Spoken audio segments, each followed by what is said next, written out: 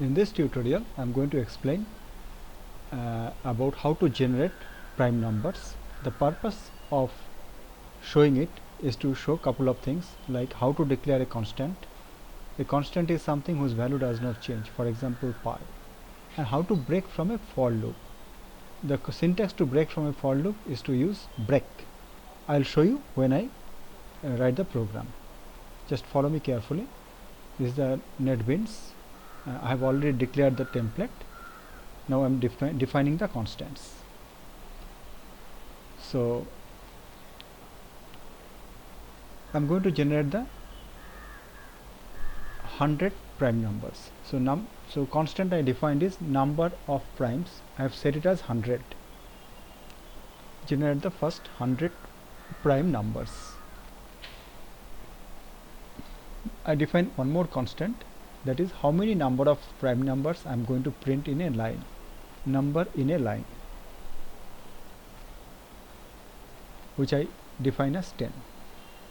I also define few integer variables. One is count, which will keep track of how many prime numbers I have printed so far or generated so far, and I start with the initial number of 2. So first number that I will generate is 2, which is already generated anyway. I will start with the 2 because 2 is the first prime number. Then I will check for 3 whether 3 is prime, then I will check for 4, then I will check for 5, something like that. Okay. Now follow carefully. First I will use a while loop because I do not want to generate more than 100 prime numbers. If count is less than number of primes, as long as number of prime numbers generated is less than 100, I will continue. So that is the first while loop.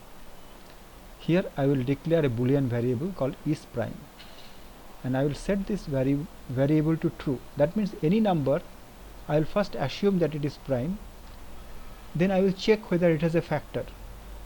If it has a factor, then I will set it as a false. That means it is not a prime, and I will check only up to half of its value. Suppose if I want to check whether 25 is a prime, I will start dividing 25 starting from 2 all the way up to 25 by 2, that is integer division, that is up to 12. So I will divide 25 starting from 2 all the way up to 12, and if 25 has a factor anywhere between 2 to 12, it will be taken as not a prime. Otherwise it will be taken as a prime, because any prime number will not have any factor between 2 to half of its value. So for integer divisor equal to 2, I will start dividing by 2.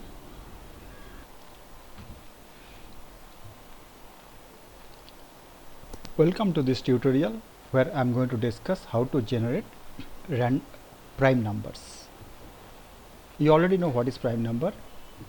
Now in this tutorial you will get an idea how to define and declare a constant in Java and how to break from a for loop. Syntax to break from a for loop is break, and breaking from a for loop means come out of the for loop before it is logically ended. You will realize it when I will do it. Now I am defining the constant here. One is number of primes, which I define as 100, which means I am going to generate first 100 prime numbers. Then I am going to declare another constant, number in a line, which I am going to initialize as 10. Now what is number in a line? That is number of prime numbers to be printed in a line. Now see one thing, Java recommends that any constant should be in uppercase or capital letter, and to declare a constant the first keyword should be final. Here I am declaring two more integer variables. One is count, which I am initializing with 0. This variable will be used to keep track of how many prime numbers are generated, and another variable number, which is initialized with 2, that means this is the first prime number. We know that the first prime number is 2. Now this is the first while loop where I am verifying the number of finding out how many prime numbers are generated. When the prime numbers are 100, which is defined in the constant number of primes, I will come out of this while loop. So while count is less than number of primes, here this is my first loop, first while loop. Here I am declaring a boolean variable called isPrime. As you know, boolean variable can have two values, true and false. Now any number, first I will assume it as a prime number, and then while testing whether it has any factor or not, and if I find that it has a factor, then definitely that number is not a prime, and I will change that variable to false. Now this is where this is the main logic of the program. This is a for loop.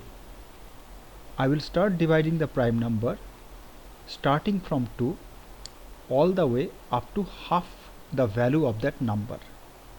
Say if the number is 24, half of its value will be 12. Even if the number is 25, half of its value will be 12, because it's an integer